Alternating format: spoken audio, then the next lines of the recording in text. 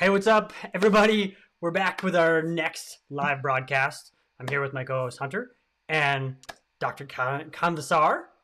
Yes. From Count Backwards from 10. We're super stoked for today's broadcast. We're going to be talking about the crashing cardiac patient. Dr. Convissar, thank you for joining us. It's really great to have you. Very excited, as always. Always excited. Yeah. I'm gonna let you kind of give a little introduction of yourself, who you are, where you work, kind of what your background is, and then we'll get right into it. Sure, cool. So to anyone listening, my name is David Convissar. I did my medical school back at Rutgers in New Jersey, did anesthesia training there. Then went to the Massachusetts General Hospital for critical care, and then stayed for another year of just cardiothoracic and open heart anesthesia. And then I am staying on staff afterwards. Wow. Awesome. Cool. That's amazing.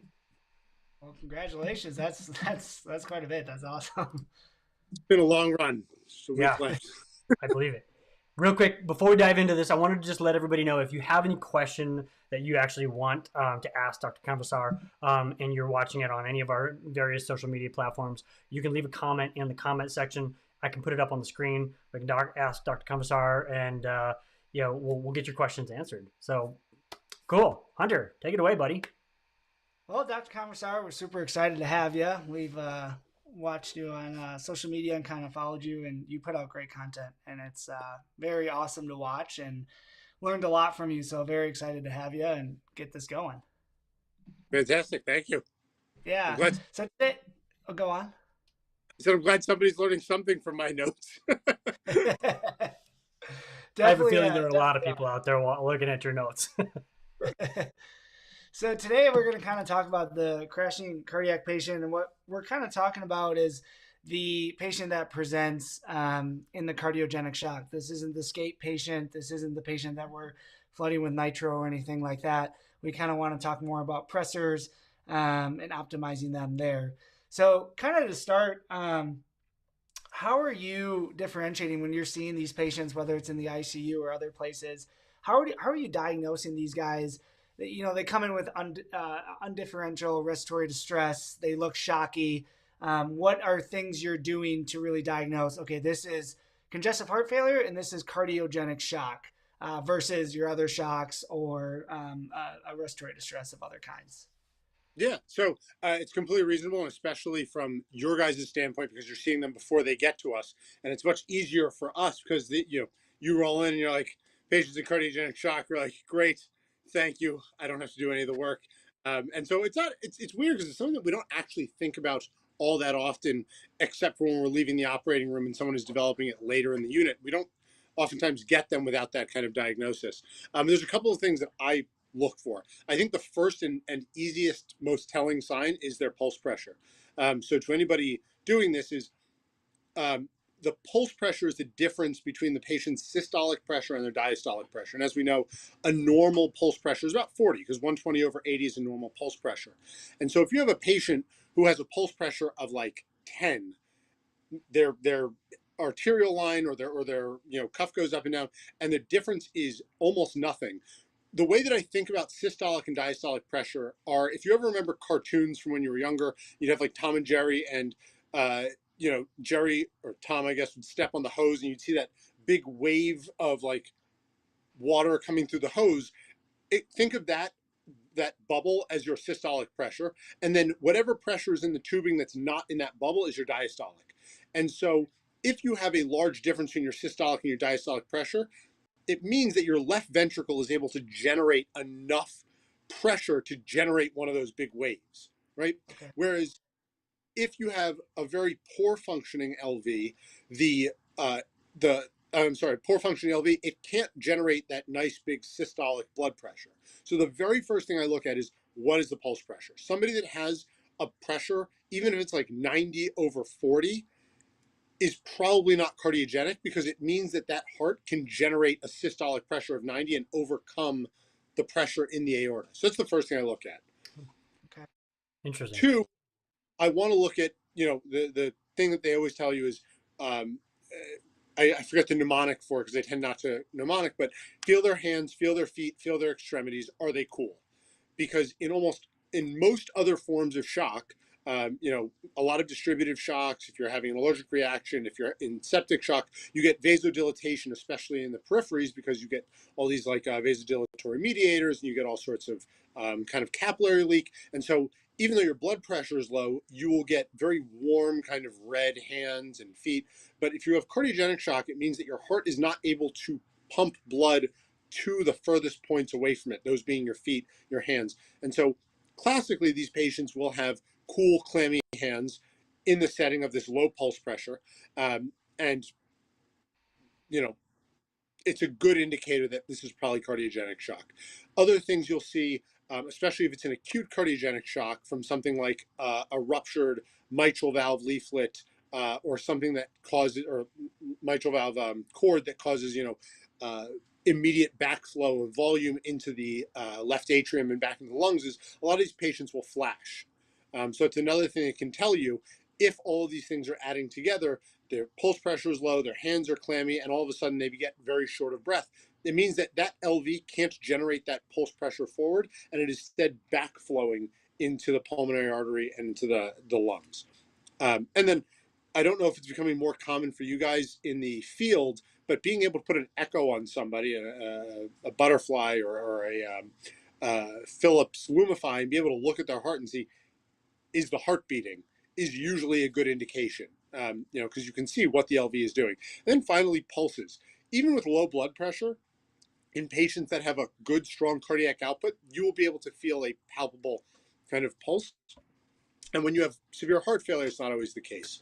And depending on where and the reason for the heart failure, the acute failure, you'll see things like JVD and other things like that. So it ends up being a lot of physical exam, especially in the setting of not being able to necessarily do an echo right away or whatever it may be. But that's kind of what I end up looking for. Nice. Okay. And when you're doing your point of care ultrasound or your bedside echo, are there certain things? Are you looking for like B lines? Are you trying to quantify their EF? What are kind of things you're looking for there? Yeah, so it's it's interesting because a lot of point of care ultrasound, both the emergency room, in the ICU, in even our echo training in cardiac anesthesia, a lot of it because we don't quantify everybody every time.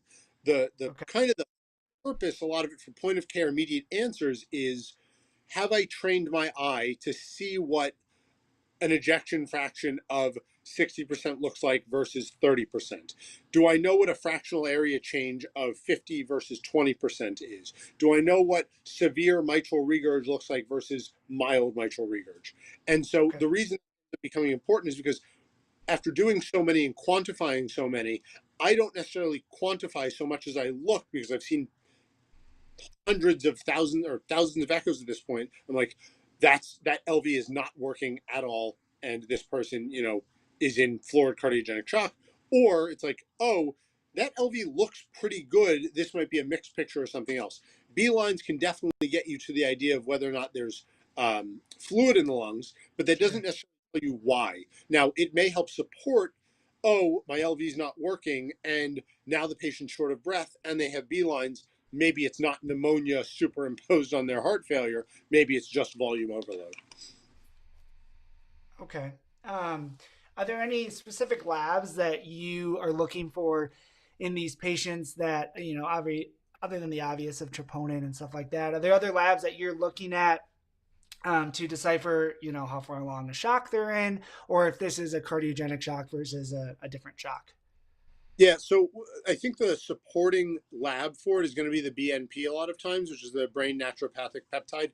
And this is a hormone released when the LV kind of gets volume overloaded, gets stretched. Actually, I think it's the atria. Release it. And as your levels get higher, it implies that the heart is kind of overfilled. So BNP is a really good marker of kind of what the volume status, not a good indicator of the volume status, but it tells you a bit about the atrial stretch. Along with that, lactate, I think people fall into this trap of like, oh, if the lactate is high, that means they're in shock, which is very true a lot of times. You also have to remember if the liver's not working, if you have chronic renal failure, things like that, that you may end up with a high lactate anyway because you can't clear it. That Okay. being said, lactate is a good indicator of whether or not you're perfusing your end organs or not. And then on top of that is physical examination. That's always going to be it. Is the patient mentating? Is the patient making urine? Is the patient, obtunded or not? And while these aren't necessarily specific for cardiogenic shock, they help move you towards the line of, uh, you know, putting a clinical picture together, which I think is what a lot of this stuff ends up being. So with a lot of these heart failure patients, some of these guys walk around with um, hypotension all the time. So when you're trying to decipher if they're in true cardiogenic shock without putting a probe on their heart, are you looking at like you said, you're looking at the temperature of their skin, their pulses, and how they're mentating and stuff like that? So it ends up mostly being a clinical diagnosis. Okay. Patients present in cardiogenic shock. You're looking at them, you're talking to them, you're examining them. But like you said, not every facility has the ability to do a point of care ultrasound at the bedside in the emergency room or in the ICU. Not everyone is trained to do it. And not every transport person is able to do that. And so mostly it ends up being a clinical diagnosis that you're making given the patient's history, given the presenting symptoms.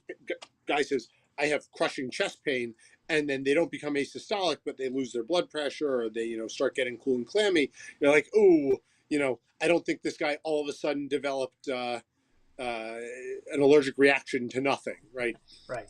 Sure. Yeah. When you're doing the bedside ultrasound, it is getting more and more common in the pre-hospital environment. Are you looking at the IVC at all for compressibility? Are you looking for their fluid status to differentiate, or is that not very helpful here?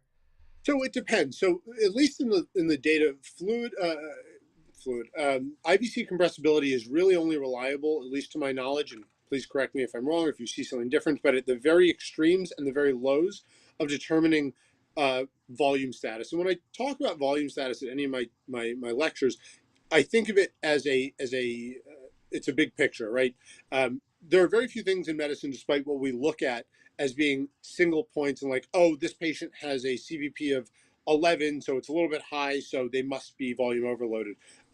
Almost everything is putting a picture together. Well, their CVP is 3 and their IVC looks very compressible and their eyes are sunken and the history says they've been vomiting for 3 days. It's like the patient is probably dry.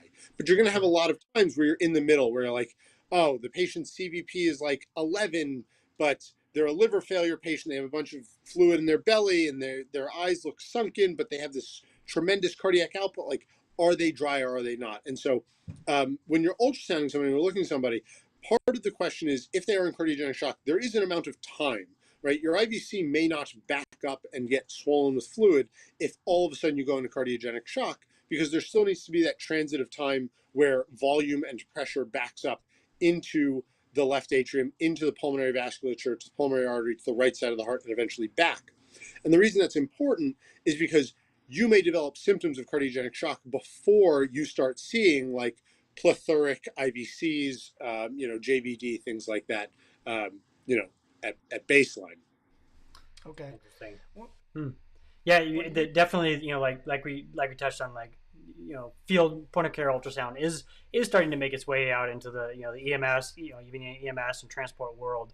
And I think what we're starting to discover is the full range of applicability of this tool as a diagnostic tool, in this setting, outside of the hospital setting. So it's interesting to kind of get that additional perspective. I'm curious, with regards to that, are you taking the time out? You've got this crashing patient.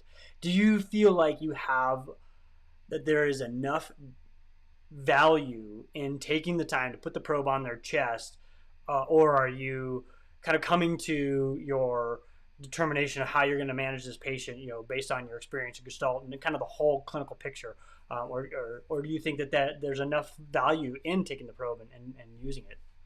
Yeah, so it's a tough question to answer from the perspective that you guys are in, because for us, I'm in the cardiac OR and then in the cardiac ICU.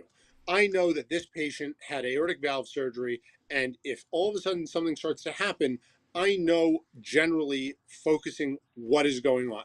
It's very unlikely that all of a sudden this person, ruptured their mitral valve or ruptured their papillary muscle for some reason, and now all of a sudden have torrential mitral regurgitation. So going in blind, the reason it's so important, yes, you need to support them. Management and support comes first until you get to a point that you feel comfortable enough to do an evaluation. But at the end of the day, part of the reason it's so critical, at least in my opinion, and these are all only my opinions, Sure, is that treating congestive heart failure, like a CHF exacerbation or cardiogenic shock, with certain medications that you would treat, say, septic shock with, can be devastating, right? Somebody that has severe aortic regurgitation, for example, and now they're in cardiogenic shock, and you say, okay, I'm going to start them on phenylephrine or give them pushes of it, can just kill them. And so being able to differentiate what you're dealing with is pretty important, because, aortic stenosis, even though it's the aortic valve, is managed very, very differently than aortic regurgitation. And so throwing pressors at them, doing one thing, not volume resuscitating them first before moving forward, can result in some pretty catastrophic things. And that's why even with cardiac anesthesia, the fellowship, I mean, we spend a lot of time very, very meticulously putting people to sleep that we know have severe aortic stenosis. Even then, we are very, very careful about watching everything that we do. So there was a lot of words to kind of go in a circle to say that get a pressure, get something that's compatible with life, or get another pair of hands to look while you're doing it.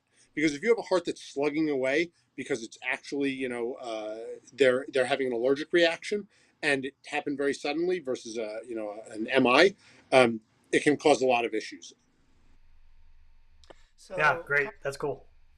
Kind of recapping what you were saying as far as diagnosing, a lot of value in using POCUS or bedside ultrasound, BMP for labs, patient assessment as far as their skin and pulse pressure as well for differentiating these cardiogenic shocks from other shocks. Awesome. Okay. Yeah. So kind of moving into the treatment, we kind of preface that we're going to do the cardiogenic shock patient, and we can say whatever cause, but we can say ischemia, and we're going to pretend that we're not in a large level 1 where the IR suites right down the hallway. Starting with your treatment with these guys, and as far as oxygenation goes, do you kind of, is it always non-invasive for you? Are you going right to non-invasive with these guys, BiPAP or CPAP? Are you upgrading from maybe a non-rebreather to high flow nasal cannula with a little bit of pressure there and then going up there? Or kind of where do you go there with that? So it depends on the patient's needs. And that was probably an easy cop-out answer.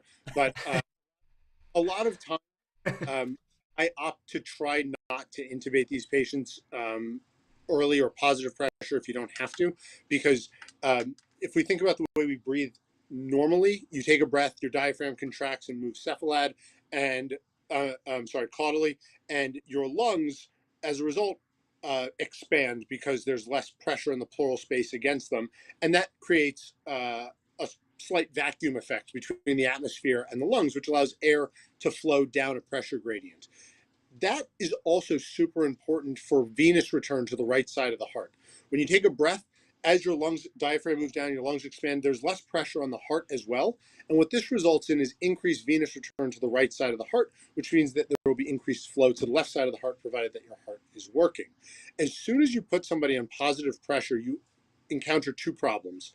One, you decrease venous return to the right side of the heart, which means you decrease cardiac filling. Two, you make it so the right heart, say you had a big right-sided MI, can no longer generate an appropriate pressure to pump blood to the left side of the heart. And now you're increasing the afterflow because every time you inflate the lungs with positive pressure, you squeeze the pulmonary artery, you squeeze the pulmonary vasculature, and now you get almost no filling from the right side of the heart to the left. Okay. In my opinion, keeping somebody as close to physiologically normal or what they are able to walk around and tolerate is the best thing. Your body is very good at breathing and moving blood while you're breathing without positive pressure. And so ideally, keeping them, if it means 100% oxygen, if it means some high flow nasal cannula, even if it means a non-rebreather without a tremendous amount of PEEP or pressure, I opt for that. But then you get into some weird discussions like, is it an acute CHF exacerbation and all they need is some Lasix and some positive pressure to get the fluid off? Or is this like full-blown cardiogenic shock, in which case, you need to decide management is probably a little bit different because at this point, the LV, the heart is simply not pumping. So there needs to be some amount of clinical decision-making is, where do we think the patient is and what can we do for them to get them to a point, hopefully they don't necessarily have to be intubated. And that comes into discussion, which I'm sure we'll talk about later, of kind of mechanical support and things like that don't necessarily require that the patient be intubated to oxygenate them. Okay. So it sounds like, kind of, least invasive to most invasive, and remembering that non-invasive positive pressure ventilation does not come without insult to the patient, especially a full-blown cardiogenic shock. If you're going to go to non-invasive positive pressure ventilation, do you kind of have tips and trips? I mean, kind of, do you have numbers that you start at? Let's say this is a full-blown cardiogenic shock patient, bunch of fluid in their lungs. Are you starting somewhere with them? Are you just kind of watching these patients and up titrating your IPAP versus your EPAP, stuff like that? Or kind of, where are you starting with them? I think if you're getting ready, if you're at the point where the patient is requiring high volumes of IPAP and EPAP on a non-invasive, the other kind of side of this is doing something and intervening before it becomes an emergency. Because if you can do it before they are, it's anticipation, right?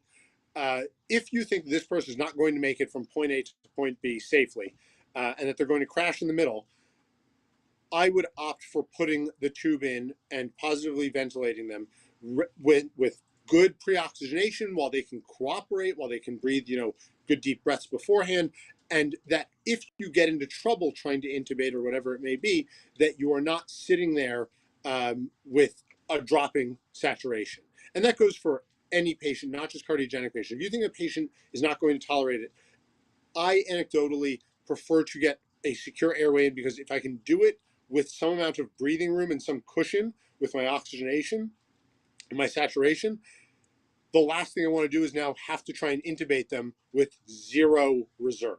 Because as soon as they go to sleep, as soon as they become apneic, if they already have fluid on their lungs and now you're trying to intubate them, you're gonna hear the O2 sat drop precipitously, and that's not a great place to be in. So again, and I kind of cop out is it's always a clinical decision, but you have to remember, and I think we try to memorize a lot of things, is what do you think is best for this patient?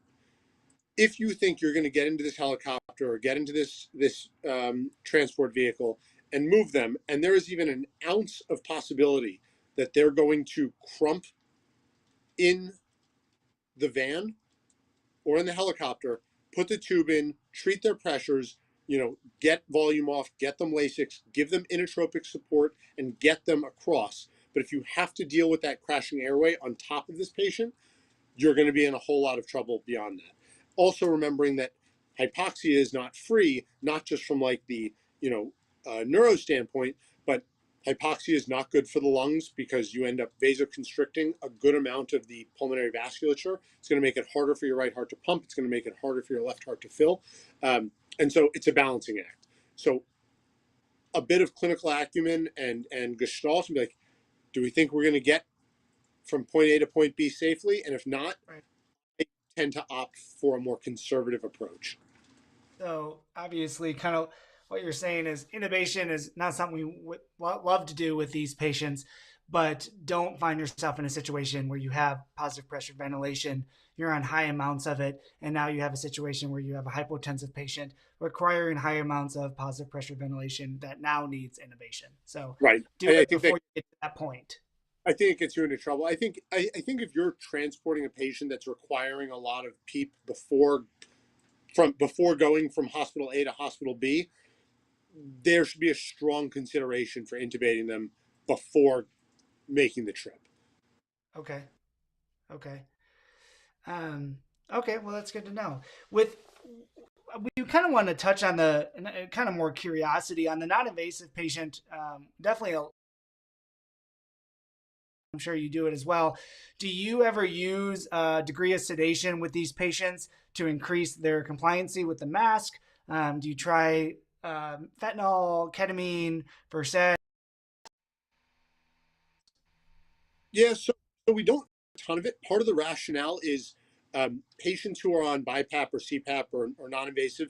One of the absolute, even though not everybody unfortunately follows it, contraindications is that the patient has to be awake and alert and oriented. And the reason is BiPAP forces air down somebody's throat. If the patient, you gave them fentanyl or you gave them something and they become nauseous and they vomit, they will inevitably almost immediately aspirate because it will just push air into their face. And so I want the patient, even if they're uncomfortable, awake and alert as much as they can. If they need a little bit of Versed to tolerate it, fine. But you need to be very careful about that because the sedated patient cannot breathe with the mask. And again, you run into this issue of, even with ketamine, the patient may breathe spontaneously, but they cannot protect their airway because reflexes are not kept intact with ketamine. So it's very possible for them to regurgitate, to vomit, to whatever it is. There's no reason to think that any of these patients are not full stomachs, for example, especially in like an emergent situation. And then it's very possible for somebody to just vomit and you're in a lot worse position. Okay. No, that's cool. I just wanted to add something there. It's interesting you mentioned the hypoxia and the effect on the heart, right? Because we talk about hypoxic pulmonary vasoconstriction and the effect that has on our patients, with shunt physiology or dead space ventilation or whatever it may be. But I think it's really interesting what you talk about, how when you're preparing these cardiac patients for intubation, that we know that hypoxia is good, bad for the brain, it's bad for the organs.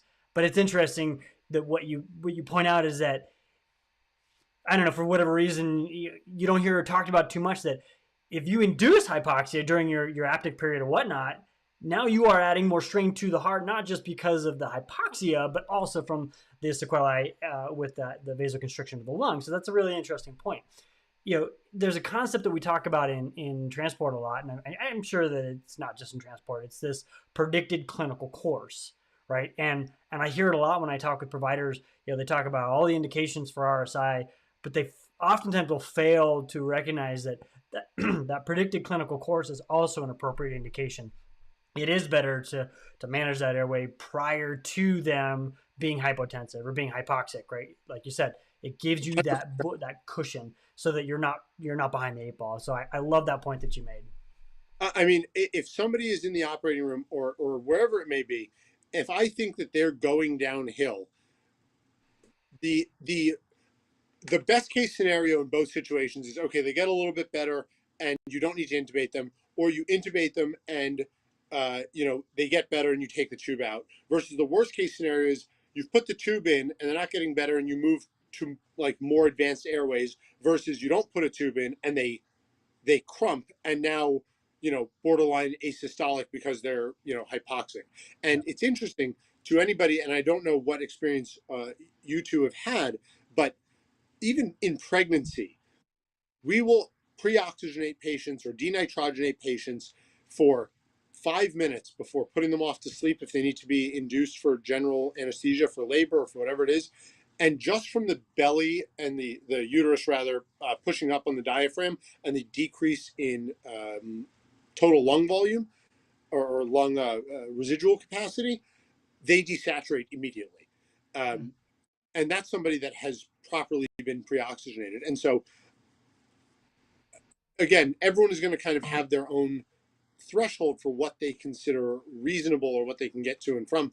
But hypoxia, especially in cardiac patients, if you have a poorly functioning RV and you jack up the pressure on the RV through vasoconstriction, you may as well be calling for ECMO at some point very short. Just the RV is not designed to pump. It generates a pressure of 25, not 150. Right.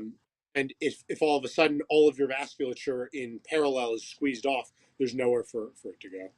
I think that's a great point, and like probably one of many huge take home points for people to realize that we're not just affecting the brain, the heart, and and the vital organs, but we are adding additional strain, adding additional pulmonary afterload when we don't adequately preserve their O2 sats. Cool. Definitely. Go for it. So, I'll go on, Sean.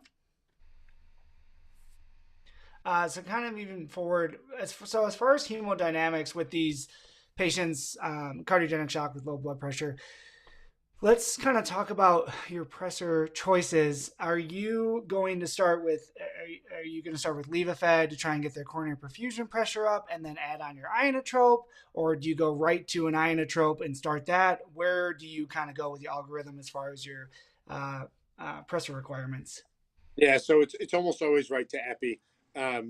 If you are confident or working in a situation where Levophed is a great drug, and the beta agonism that it has does provide some amount of inotropic support, even with blood pressure support. But if you're in a situation where the right and or left ventricles are not working, epi is the way to go. Epi is a very potent inotrope, and it's going to help vasodilate the pulmonary vasculature, which is going to help move some blood forward from the I'm sorry, not the vasculature, the bronchioles and stuff to help VQ matching to some degree. But inotropic support is going to be the most important thing. Now, in undifferentiated shock, and you're not sure, Levophed is always a good place to start. Again, because of that beta agonism and because of its pressure support. You do have to be wary of other inotropic agents like milrinone, things like dobutamine, because they do cause a profound vasodilatory effect. And that's not always what you want. It definitely helps to move blood in the right direction, but if their blood pressure can't tolerate it, epi is usually almost always the way to go with pushes as needed. Okay. So is it kind of fair that you'll optimize their blood pressure and then obviously add on your inotrope, your dobutamine or milrinone to give them the inotrope effect they need? Even with dobutamine and milrinone, again, it gets, if you're in a place where your pressure can tolerate it, we will start to add on some of those, Okay. but very cautiously and very, the saying that I've heard is everyone boluses milrinone once, and never for that, because it really it does a number on blood pressure.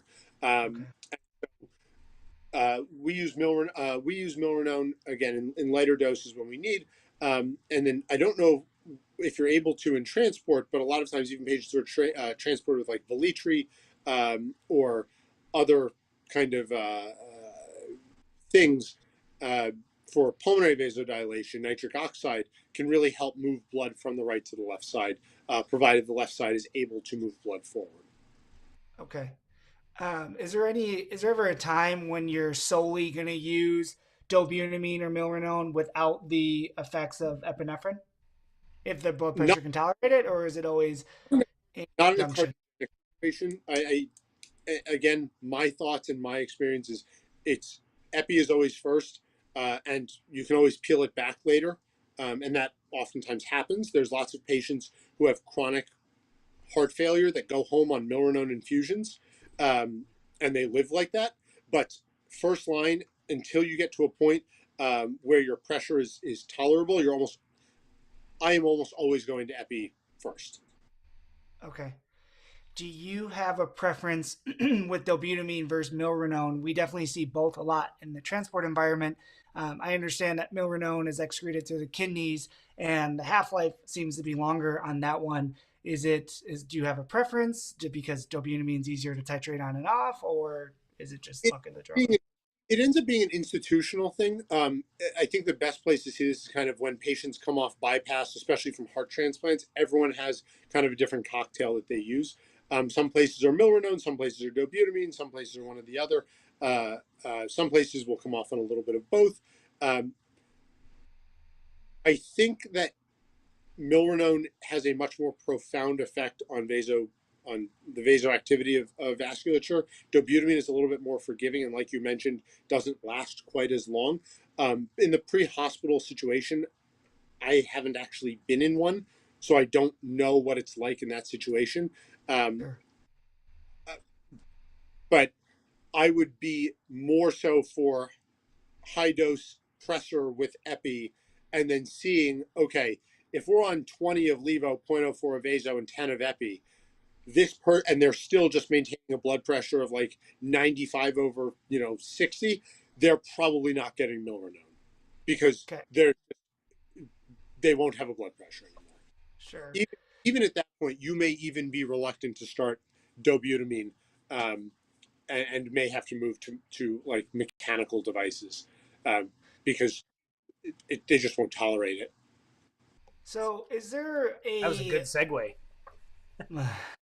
is there a kind of still with the hemodynamics, is there a number you're shooting for? Now, I know in the ICU environment, we have swans. We can get, real time numbers right then and there. But if you're, maybe you're in the emergency department or you're in the transport environment, are you shooting for a systolic, a MAP, a diastolic?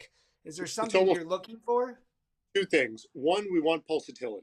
So usually you want at least, I don't want to give a specific number, but 15, 20 points of pulsatility between your systolic and diastolic. The reason is that you need to make sure that your LV is still opening your aortic valve with every squeeze. And then two, a MAP, usually of about 60, 65. This number has been discussed ad nauseum. There was a paper that came out last year, the year before. I think it was called "Is 60 the New 65?" as to whether or not there were differential outcomes in the ICU with MAPs of 60 versus 65.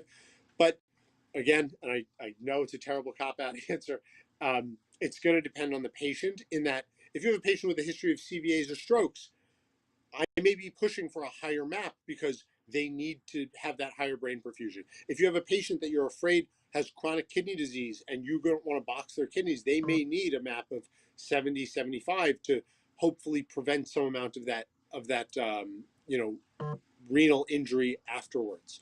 Whereas if you have an otherwise healthy guy that all of a sudden, had an MI and he just has some coronary artery disease, at 50, 65 will probably get you there. Okay. Okay. So fair to say, kind of going off our map, 60 to 65 is going to be appropriate, and then about a 15 to 20 difference in those pulsatility. Okay. Yeah. Well, once it Uh, starts to a place where your heart is not generating enough of a pressure to pump blood out, and at that point you're going to start, crumping. is there any? I just thought I had to ask. Is there any role for dopamine at all in the in these patients or any patients? Just curious. So dopamine is always contested, and there are certain institutions that use dopamine for every patient, and there are some that use it for no patients.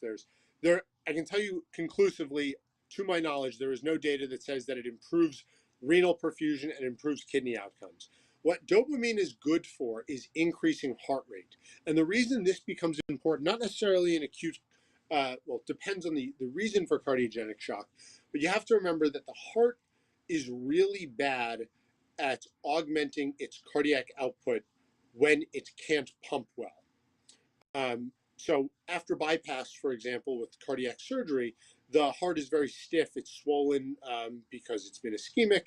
And so if we know that cardiac output is equal to heart rate times stroke volume, and your stroke volume really can't go up because you have this fixed lesion, basically a non-compliant ventricle, the only way to augment your cardiac output and increase your pressure is to increase the heart rate. And so what we do in the OR is we can pace people because we have percutaneous pacing wires, and we can pace them up to a rate of 80, 90, 100 and get their output up and get their blood pressure up. Dopamine is a pharmacologic way to kind of get that same result, getting their heart rate up in order to maintain some amount of perfusion. Now, again, this is important because it depends on the reason for cardiogenic shock. If you're in cardiogenic shock because you just had a massive MI, getting the heart rate up is not always going to be a great choice necessarily, because you're going to further increase the oxygen demand of the heart, make it harder for that heart to pump. It'll become more ischemic. You'll worsen your MI versus somebody that has, maybe aortic insufficiency, where you don't want them to slow down their heart rate because that leaves more time for diastole, more time for regurgitation, and you actually want to increase their output by increasing their heart rate. So the reason for cardiogenic shock becomes very important when deciding what you're going to do with it and considering what oxygen demand of the heart is like. Same reason why giving phenylephrine to somebody with acute cardiogenic shock, say from an MI, aortic regurgitation, will actually make it worse, because now the afterload is higher, which means blood does not want to go forward. It wants to go backwards, which is going to further fill the LV and dilate it. And you're slowing the heart rate, so you're not actually increasing the amount of output you're producing. Okay. Okay. So whereas if dopamine to somebody with like severe AS, it could just kill them, because all of a sudden their heart rate goes up. Aortic stenosis has this spiral where heart rate goes up because you have a fixed stroke volume. You can't fill your coronaries, so you become ischemic, so your heart rate goes up to try and get more blood out, but then it needs more oxygen because it has a higher heart rate, and it becomes more ischemic, and then you die. So it's very important to recognize, if possible, the reason why this person is in shock, if at all possible, from their history, from an echo that was done before, and why, again, coming back to that idea of why bedside echo is so important. Sure. Okay. Gotcha. And yeah, definitely can, bedside echo can definitely, like you said, drive your care, depending on kind of what you're seeing. So that's really interesting. That's very helpful. It's like the question of having a person that's had a right-sided MI. Like, what do they always tell you? Like, or for the mnemonic used to be MONA, right? Morphine, oxygen, nitro, and aspirin. It's like, that's all great, but if they're having an inferior wall MI and you give that person nitro, they have no preload to the right side of their heart anymore, and they're just going to die.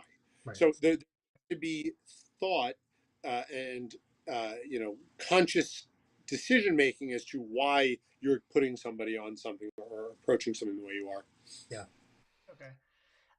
It's kind of safe to say with these cardiogenic shock patients, and again, we're talking about the patient that is hypotensive secondary to a cardiac issue, that obviously fluids and or diuretics are not in this category versus managing cardiac failure with a good blood pressure and stuff might be helpful there. There's really no point for them in this at all, correct? Or Repeat that. I apologize. so in the cardiogenic shock patient that we're talking about now, that's acutely hypotensive, versus the other cardiac failure patient that might have a good blood pressure or high blood pressure. With this specific patient in cardiogenic shock, fluid overloaded, is there any time that you'd be giving these guys fluids depending on what you're seeing, and or diuretics or anything like that? I mean, obviously if they're acutely hypertensive, we're staying away from them, but there's still a role for that. And so part of that again comes down to, and kind of hammering home why point of care ultrasound is important and understanding, is that a patient who's in cardiogenic shock from a ruptured mitral valve leaflet, for example, not leaflet, I keep saying leaflet, cord that causes a flail, and you have this severe mitral regurg. Blood flows the path of least resistance. One of the hallmarks of managing severe regurgitation is volume, giving them volume back, because volume will increase the pressure in the right atrium and the left atrium, and make it in part so that blood does not want to flow backwards into the pulmonary vasculature and things like that. Now it's a catch-22 because the more volume you give, the higher the risk of pulmonary overload as far as volume goes, but you also want to try and prevent fluid from coming backwards, versus somebody who is in severe cardiogenic shock, who has severe aortic stenosis, and they're or they've had a large MI and they have a dilated left ventricle. You have fallen off the Starling curve. So you know the Starling curve kind of goes like this, and then it starts to plateau. And it plateaus because you're looking at stretch of the heart versus ability to contract. So imagine you have a rubber band and you stretch it a little bit, it snaps a little bit. You stretch it more, it snaps more. But at some point, you're not getting any more snap back from it. The heart works the same way. And as you stretch it more and more, just like kind of an old waistband from shorts, you will reach a point where you won't snap back anymore. And so once the heart is so dilated, it can't snap back and generate that force because there's so much volume on it. They may need fluid off, despite the fact that they have low blood pressure. And it may need to be diuresis plus big time, support from a pressure standpoint. Okay. You, Wow. you need to get volume out of the heart in order for it to get back to a point that it can actually start contracting again. Yeah. Okay. No, that's awesome. I love the illustration of like the pressure volume curve, right? You give them a little fluid, the pressure comes up. Give them a little bit more, but eventually you reach that point of diminishing return, and then you reach that point where they fall off the curve, and the more you give them, they just die. Yeah, it comes down to a lot of times they just die. Yeah, yeah. I know we're getting close to our time here. I have to dive in. I have to talk about this patient now. They've basically failed everything. You've decided you have to go to intubation, right? So there's this big kind of concept, in the transport world, and particularly like for the flight paramedics out there in pre-hospital, is optimizing the patient's physiology, right? That's kind of been like this catch term for a while, right? And the National Association for EMS Physicians recently came out with a position paper on optimizing physiology for pre-hospital intubation, right? And they talk about oxygenation and acidosis and managing fluid, managing patient's blood pressure prior to the process of actually performing the intubation. And I also recently, so that I don't forget, heard another educator talk about this process of actually feeling for pulsatility during the intubation process, which I thought was really interesting, especially the way you put it, when that patient has a failing heart, as long as there is pulsatility, then there's enough ventricular contractility in order to generate forward flow. So I'm curious, like you've got that crashing patient, right? Their sats are in the toilet, their blood pressure's crap, they're acidotic.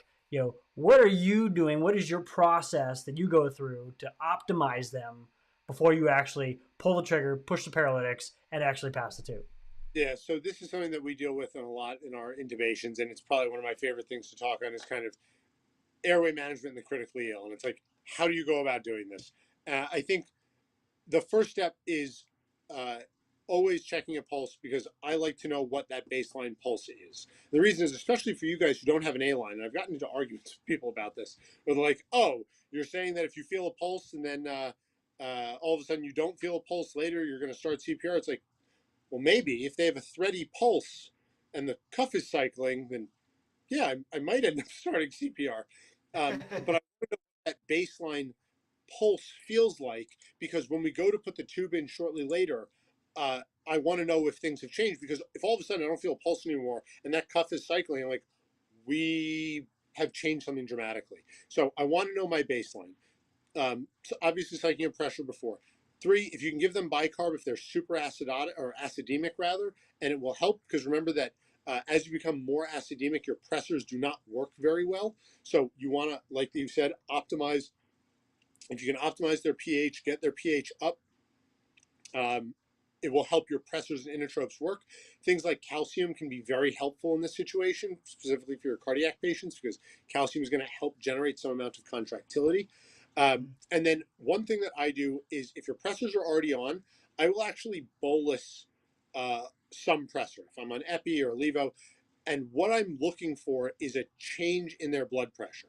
Because if I have them on 5 of levo and their blood pressure doesn't change, say in the ICU, and I give a bolus of 5 mics and their pressure still doesn't change, as soon as I go to induce and intubate them, their pressure is going to drop into the toilet. And so I will actually push pressure and increase my pressure until I see a reaction.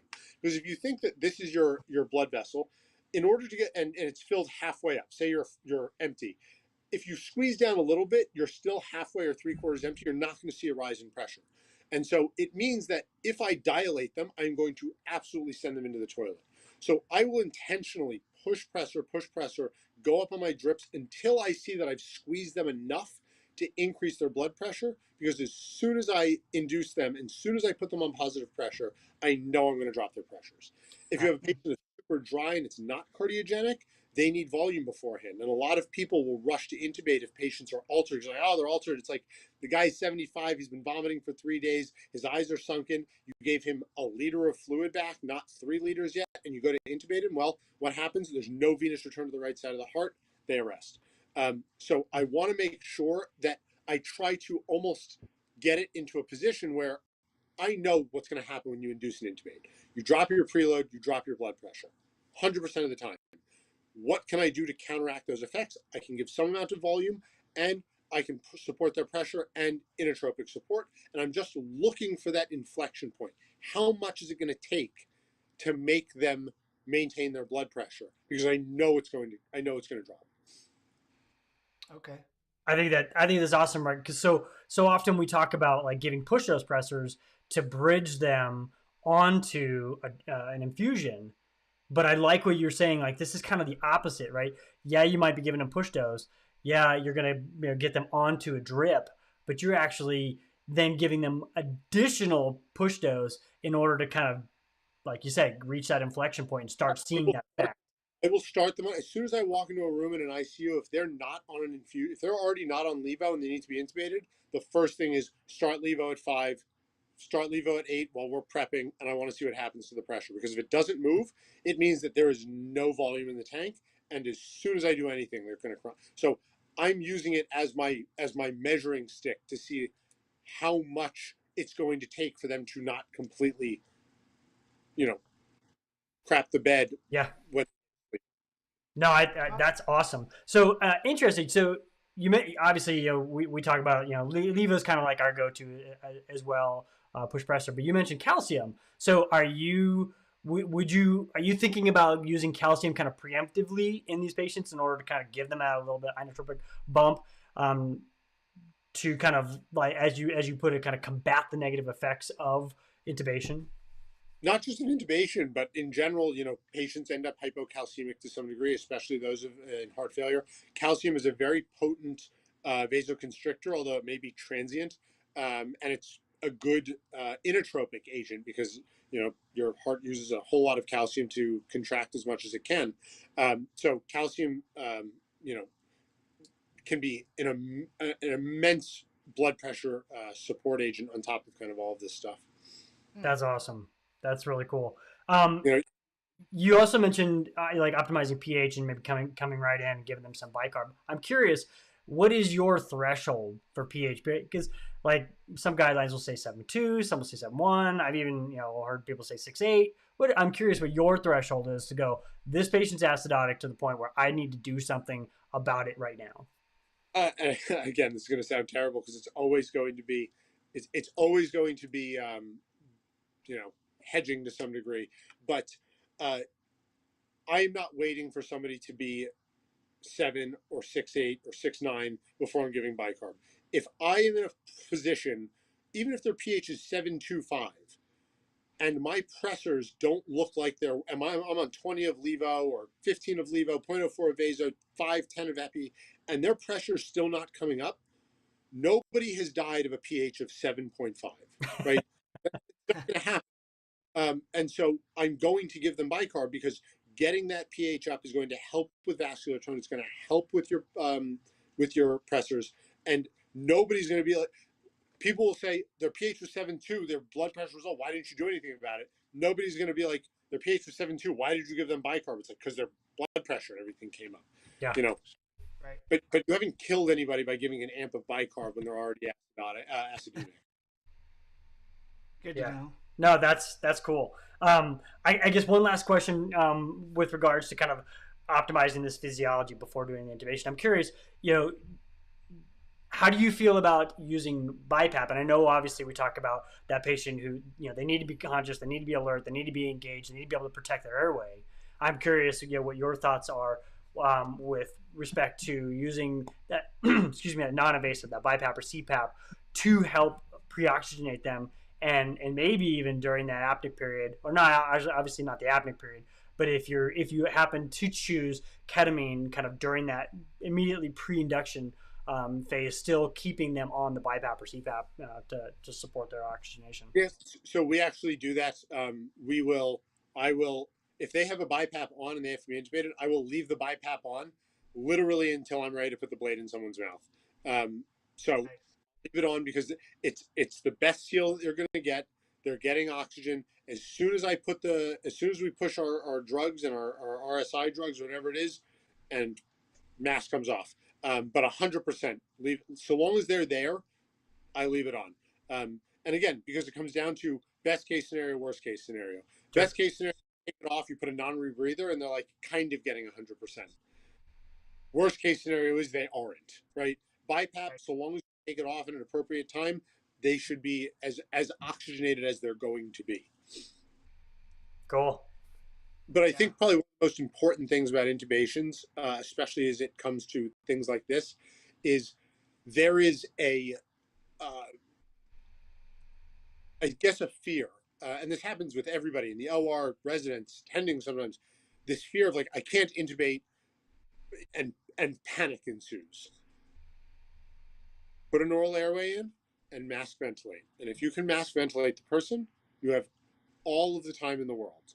Obviously, you'd like an advanced airway, you'd like something that you can't necessarily aspirate around, but it is not the end of the world if you cannot intubate. And the most important thing, I think, beyond anything for any of this stuff is once you go to sleep, if you can mask ventilate with gentle pressure and you're getting end tidal, take a step back, breathe for a second, figure out what the next step of the plan is, see where their pressures are with a little bit of positive pressure, and go from there. Awesome. Are you using APOX? Do you use that? I don't know what that is. Apneic oxygenation, high flow cannula during the apnea period. We just let it go. Some people, if somebody's properly denitrogenated before an operation, that's of normal body habitus, can go 6, 7, 8 minutes without breathing, without dropping their oxygen. So a lot of times we'll just, leave their, nasal cannula on or whatever it is, and then go. Gotcha. Yeah, that's kind of been a big thing in the pre-hospital setting. Using that in order to kind of extend that apneic period, because we have people who are not, not optimized, a lot of the time. So just curious. And I think that's part of the most important thing is if you have this patient before getting into that ambulance or before getting in, having a serious discussion with the providers on the other side and saying, listen, as exciting as it is to intubate somebody, I'm sure tomahawk style, from the front and lay down. The question is like you said, where do you think this patient is going? And if you think in 20 minutes we're going to be in a very different position, it may be the right thing to do to not. Yeah, gotcha. Cool. That's awesome. You kind of hit all the big points that I wanted to kind of touch on for optimizing that patient before intubation. So that's super good stuff. What else do you have, Hunter? I guess kind of we don't have to dive in super deep. We were just gonna kind of, because we don't ever see this a lot in the rural communities and stuff like that. I don't want to keep you much longer, but as far as when do you feel, when we're flying these cardiogenic shock patients and we're dealing with them, sometimes we have the ability to ask ahead, hey, maybe get the team ready. This guy might need a balloon pump, an Impella, whatever. Where's your kind of threshold if you're in the if you're in the ICU and you're like, is it, this guy's on 4 pressors, he's still not responding, something like that. When are you deciding like, okay, this guy needs a balloon pump, this guy needs an Impella, we're not playing around, we got to go? Yeah, it's usually a pretty quick trigger, because we're looking at trends. How do you guys have like a handheld kind of ABG or something that can check lactate things kind of? Yeah. Yeah, So we have I think, the iStat that we use. yeah. So I can tell you, say for like severe mitral regurg, the number one thing you can do is put a balloon pump in, because it will decrease the afterload for the LV, help blood flow forward, and at the same time perfuse your coronaries. So again, etiology does matter, but a lot of times we're looking at the trend, and we have patients that are transported here all the time. Where we're like, this is what their gases have been. This is where their pH is going. Their lactate is still rising. They're on X, Y, and Z. They're on nitric. And it's like, okay, get them ready to get cannulated and we'll bring them over, or whatever it is along those lines. So a lot of times you're looking at a trend and looking at, are they sliding? Are they getting worse? Have they leveled out? Do we can get by with one more agent? Do we think, oh, they couldn't give nitric oxide over there, but we can get them on nitric oxide and that will help? But on the whole, we are looking at what the trend is going towards. And Okay. if their lactate is continuously rising, despite 20 of epi, probably not at that point, you're probably considering it, but 10, 15 of epi you're like, oh, and you do another echo and you're like, the heart is still not moving, So still, kind of recap that, you're still seeing end organ perfusion is depleting. You're still in a good cardiogenic shock, despite pressure requirement, despite other things that we've been trying. They're probably going to need to get a device. Yeah. Okay. And think about devices, and that's a whole other talk. That's why I said we'll just keep it light. We'll just scratch the surface. That's awesome. But big centers do is, the ability to put somebody on a device and bridge them is a super cool thing that I think will only become more and more mainstream as technology gets better, devices get better, smaller. Cool. Definitely. I don't have anything else. What do you have, Hunter? Anything else? No, that was really informative and great. And yeah, devices is definitely something we'll chat about someday. But no, that was super helpful. I think even though it's not always the most common thing, seeing these cardiogenic shock patients that are decompensated, it's nice to have a game plan. And it was definitely helpful with the intubation and definitely with pressors. So that was sweet. Thank you so much. No, no, it's my. I look forward to hopefully doing this again, maybe talking about devices or something in the future. If you guys have somebody to ride along with you, let me know. I'll get in the we'll work on that. We'll see if we can make that happen. That'd be awesome. We'll get you up there. Dr. Convissar, thank you so much for coming on. This was awesome. Yeah, I really appreciate it. Keep in touch, and thank you guys so much. Perfect. Awesome. That sounds great.